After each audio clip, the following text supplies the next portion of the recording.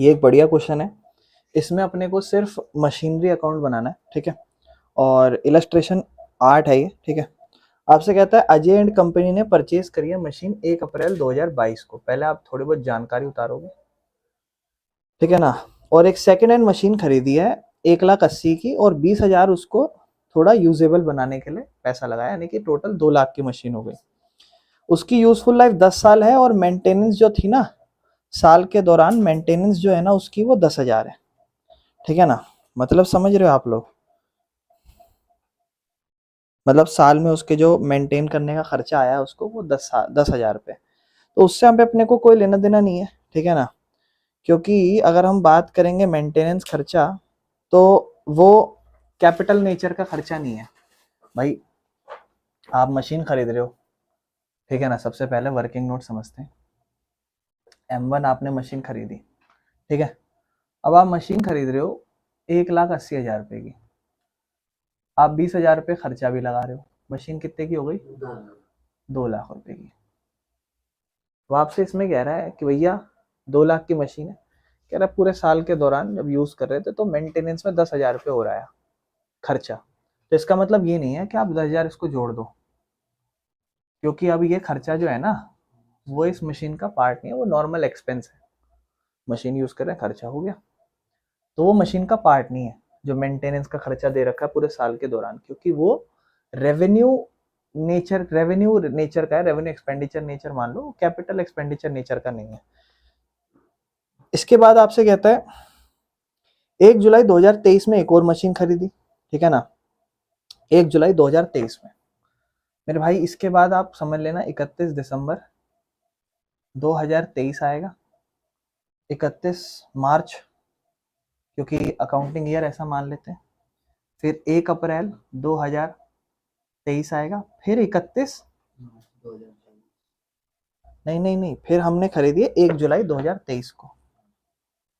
1 जुलाई 2023 आ गया 3 महीने बाद। कह रहा है हमने मशीन खरीदी है 1 लाख रुपए की, तो M2 यहां लिख देते हैं। अभी मैं सिर्फ मशीन लिखते चल रहा हूँ, डेप्रिसिएशन नहीं कैलकुलेट करा मैंने।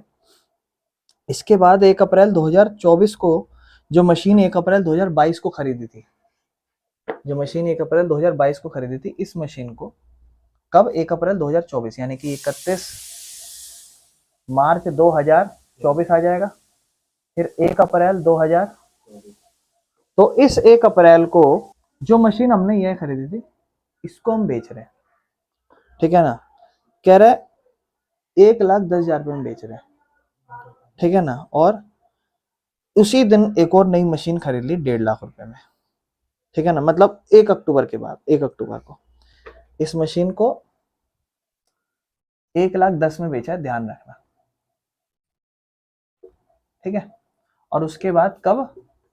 1 अक्टूबर 2024, जो इसके साल बीच में आ जाएगा, 1 अक्टूबर 2024, तब एक और मशीन खरीदी। अच्छा, ये जो मैं कर रहा हूँ ऐसे आप करते मत चलना, आप लोग ऐसे बीच बीच में लिखते मत चलना, आप लोग बस कहानी पढ़ना, और चाहो तो लिख देना ऐसे ही, आपके लिए काम आसान है। 1 अक्टूबर 2024 कब है?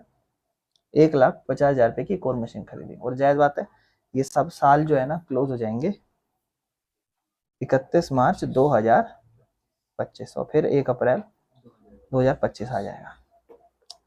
डेप्रिसिएशन का रेट 10% दे दिया है आपको, लेकिन 10% का रेट से आप डेप्रिसिएशन चार्ज करोगे, चीजें आपके लिए आसान है, स्ट्रेट लाइन मेथड आपको लगाना है। यार इन सबका मशीन अकाउंट बनाओ। तो यहाँ देखो, यहाँ मशीन खरीद भी रहे हैं और बेच भी रहे हैं, सब चीज है। और 2-2, 3-3 मशीन खरीदी मेरे भाई। ये तो 1 अप्रैल पूरे साल का डेप्रिसिएशन है, 2 लाख का है, 20,000 रुपये डेप्रिसिएशन। कोई दिक्कत तो नहीं है ना इस चीज में? 20,000 रुपये का डेप्रिसिएशन आप इसमें लगा दोगे तो आपको 1,80,000 रुपये बचेगा। अच्छा, मेंटेनेंस का खर्चा ध्यान रखना लगेगा नहीं है इसमें, हर साल 20,000 की डेप्रिसिएशन लगेगा। कितने बचेगा? 1,60,000। फिर ये 1 अक्टूबर को खरीदी है। अच्छा, इसको 1 अक्टूबर को ही, मतलब 1 अप्रैल को इसको बेच दिया है ना। अब 1 अप्रैल को बेचिए, अभी यहाँ रोक दो।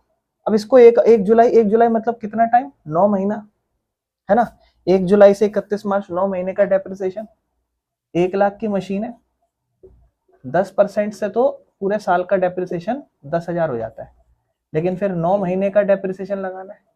कितने में से? 12 महीने में से। तो आप इसको लिखोगे 3/4, ये कटेगा बेटा 2.5 नंबर पे, 3 इंटू 2,500, 7,500 का डेप्रिसिएशन इस साल के लगेगा। वैसे पूरे साल का डेप्रिसिएशन 10,000 है, 92,500 रुपये बचा। ठीक है, कोई दिक्कत? अगले साल डेप्रिसिएशन, क्योंकि इस पे तो कुछ हुआ नहीं है, 10,000 रुपये का पूरा लगेगा, 82,500 रुपये।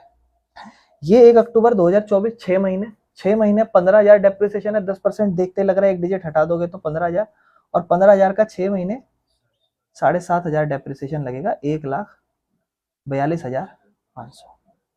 अब ये रह गई, इसको बेचा कितने में बेचा है? 1,10,000 में, 1,60,000 की बची आज, और 1,10,000 में बेच रहे हैं, बेच दो पहले। अच्छा, इस टाइम पे कोई डेप्रिसिएशन लगेगा? नहीं, अभी अभी लग के आया है। अगर ये 3 महीने बाद या 4 महीने बाद या 5 महीने बाद या 6 महीने बाद बेची होती तो पहले डेप्रिसिएशन लगता उतने टाइम का और फिर बिकती। कितने का डेप्रिसिएशन लगेगा इसमें? अच्छा, डेप्रिसिएशन अभी 0 लगेगा, कितने में बेची? 1,00,000। प्रॉफिट या लॉस? कितने का? 50,000 का लॉस, ध्यान रखना, यहाँ लिख दो सोल्ड। ठीक है ना, कोई दिक्कत मेरे भाई? ये सारा वर्किंग नोट है। अगर बीच में बेचा होता तो 1,60,000 है, हर साल 20,000 डेप्रिसिएशन है, 10,000 लगा देता। अगर 6 महीने में बेचा होता तो 6 महीने में बेचा होता तो 1,50,000 रह जाती, 10,000 का डेप्रिसिएशन माइनस होता, फिर बचता बैलेंस। क्या बेटा? मतलब जैसे अप्रैल से अक्टूबर तक का नहीं लगेगा इसमें? बेटा इसको तो अप्रैल को ही बेच दिया ना। हाँ, अप्रैल में बेच दिया, जितने टाइम में बेचा। अगर वही तो समझा रहा हूँ कि अगर अक्टूबर में बेचा होता तो अक्टूबर तक का डेप्रिसिएशन लगता। नहीं, अक्टूबर में एक और खरीद रहे हैं, पर बेचे इसको 1 अप्रैल को ही। ठीक है ना, 1 अप्रैल 2024 को जो मशीन हमने खरीदी थी, कब? इस दिन उसको बेचा। ये पूरा वर्किंग नोट है। ठीक है ना, एक बार फोटो ले लो इसकी, इसको फिर ड्रॉ कर लेना ना अपनी कॉपी में, मैं सिर्फ अकाउंटिंग समझाऊंगा।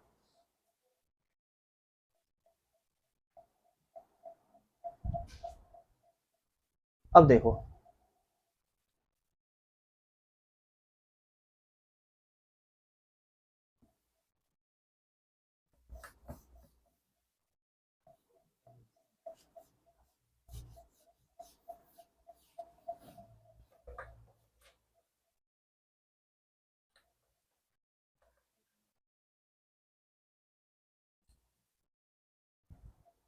अब बेटा देखो ध्यान से, अब अपने को सिर्फ मशीन अकाउंट बनाना है। ठीक है ना,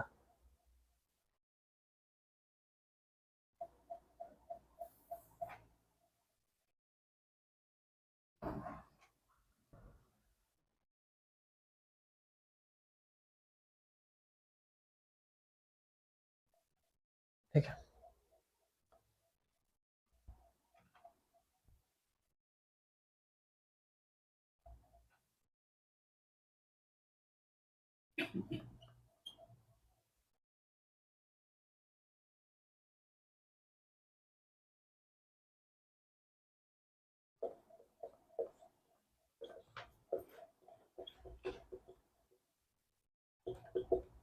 सबसे पहले मशीन खरीद रहे, कब खरीदी है? 1 अप्रैल 2022। टू बैंक अकाउंट, मैं डायरेक्ट 2 लाख लिख रहा हूँ, हो सकता है आपकी बुक में 1,80,000 और फिर 2 20 जोड़ के बनाई हो। ठीक है ना, मैं 2 लाख लिख रहा हूँ, नहीं तो 1,80,000 करके 2 अलग अलग लिख देते। टू बैंक अकाउंट, 1,80,000 और 20 उस मशीन का ही पार्ट है। इस तरीके से इस साल हुआ कुछ नहीं है। 31 मार्च को 2022-23 को डेप्रिसिएशन लगा है bye depreciation account on machine 1, ऐसे लिख देना मेरे भाई। ठीक है, कितने का डेप्रिसिएशन? 20,000 का डेप्रिसिएशन। पहले साल की अकाउंटिंग खत्म। 2 लाख, 2 लाख, 1,80,000 का balance by balance CD 31 March 2023। 1 April 2023 to balance BD 1,80,000। इस साल कोई एंट्री हुई है? इस साल कोई एंट्री नहीं हुई, कोई मशीन तो नहीं खरीदी इसके साथ साथ। 1 जुलाई 2023 को। तो अब 1 जुलाई यहाँ पे 2023 आप लिखोगे, टू बैंक अकाउंट, और मेरे भाई यहां लिखोगे मशीन 2 कितने की? 1 लाख। 1 लाख। अब यहां ध्यान से समझना, 31 मार्च, क्योंकि मेरे को नहीं लगता इसमें कुछ हुआ है, 2024 आ जाएगा। सबसे पहले बाय, ऐसे लिखना पूरा, डेप्रिसिएशन अकाउंट मशीन 1 और मशीन 2। मशीन 1 पे कितना डेप्रिसिएशन लगा? फिर से 20,000। और मशीन 2 पे डेप्रिसिएशन कितना लगा? 7,500। टोटल डेप्रिसिएशन कितना हुआ? अब देखो वर्किंग नोट का आपको फायदा नजर आएगा। यहाँ क्या हुआ? बाय डेप्रिसिएशन अकाउंट M1 का पहले लिख दिया, फिर बाय डेप्रिसिएशन अकाउंट M2 का लिख दिया, ऐसे टोटल करके नहीं। नहीं, ऐसे ही तो लिखा M1 M2 अलग अलग, नहीं नहीं नहीं, एक साथ लिख दो ना, डेप्रिसिएशन अकाउंट मशीन 1 और मशीन 2। नहीं, एक साथ लिख दो ना, क्या दिक्कत है? ब्रैकेट में दिखा दो शॉर्ट में, ठीक है। फिर इसके बाद मेरे भाई बैलेंस क्लोज करोगे, 2,80,000, 2,80,000।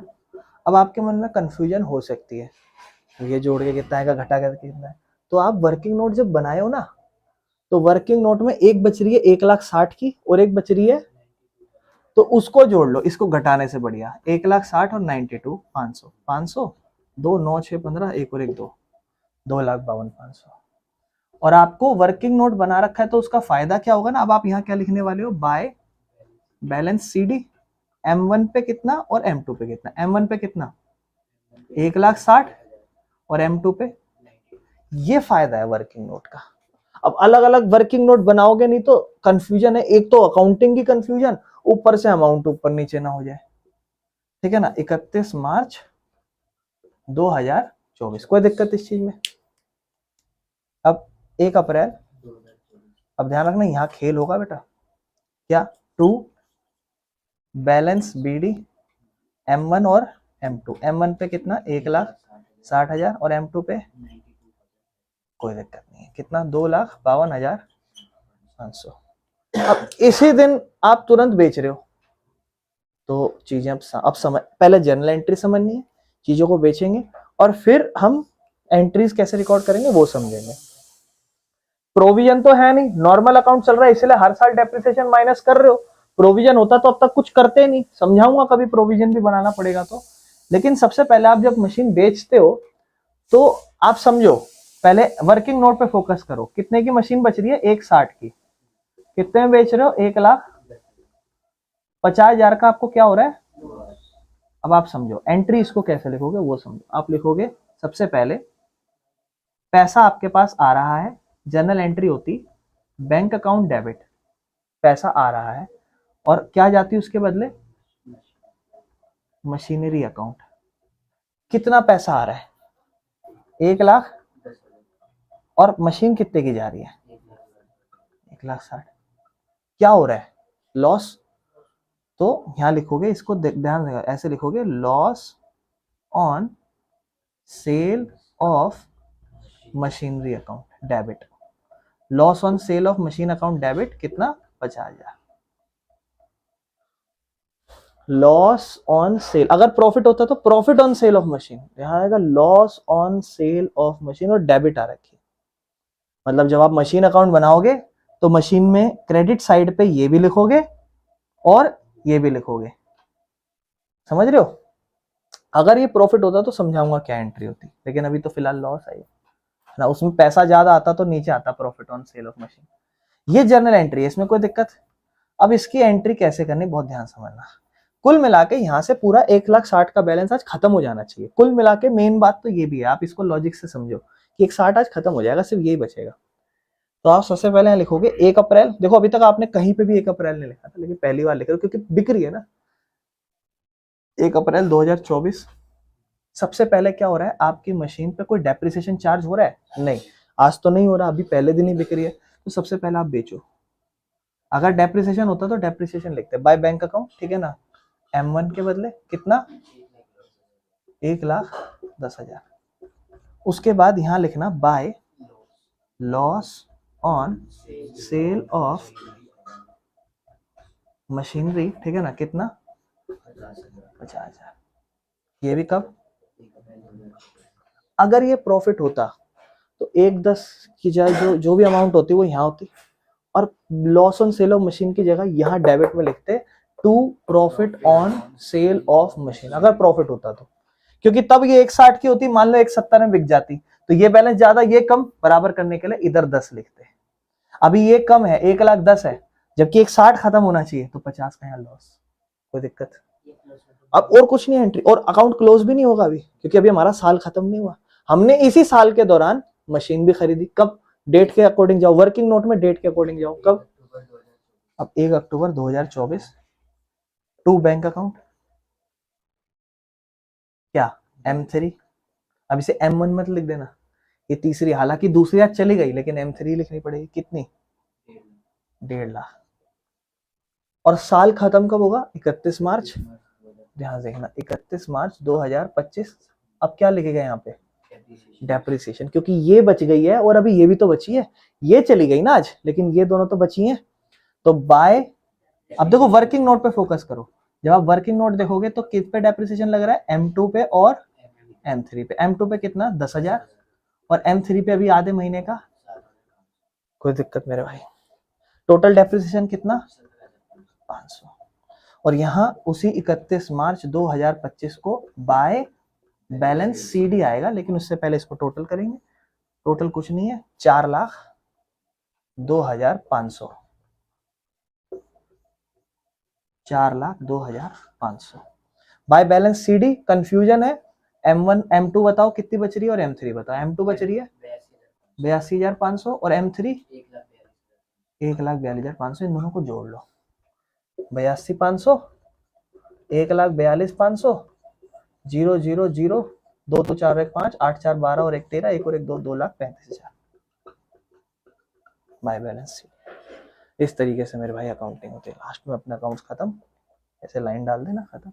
अगले साल बैलेंस BD लिख देना, हाँ यहाँ बैलेंस BD आ जाएगा अगले साल के लिए। M2 के लिए कितना, M3 के लिए कितना, वो दोनों लिख देंगे। इस तरीके से मशीन बिकती है मेरे भाई। ये तो आसान पता है क्यों था, कहीं ना कहीं एक तरीके से, क्योंकि अभी आप सिर्फ डेप्रिसिएशन नहीं बना रहे, डेप्रिसिएशन बना रहे होते तो उसको भी लिख रहे होते हाथों हाथ। इस तरीके से हमें मशीन को बेचते हैं और चीजें खरीदते हैं। मजा जब आता है जब इसको बिल्कुल शुरुआत में ना बेचता, थोड़ा आधे टाइम बाद बेचता, चीजें आती जाएंगी, लेकिन आपको धीरे धीरे चलना है। कोई एकदम से महारत ही थोड़ी ना हासिल करनी है चीजों में, धीरे धीरे तो समझेंगे। कर लो मेरे भाई इस क्वेश्चन को, नहीं इसको तो कर लो आराम से। अब वर्किंग नोट बनाना मेरे भाई सबसे पहले इस क्वेश्चन का, ठीक है ना।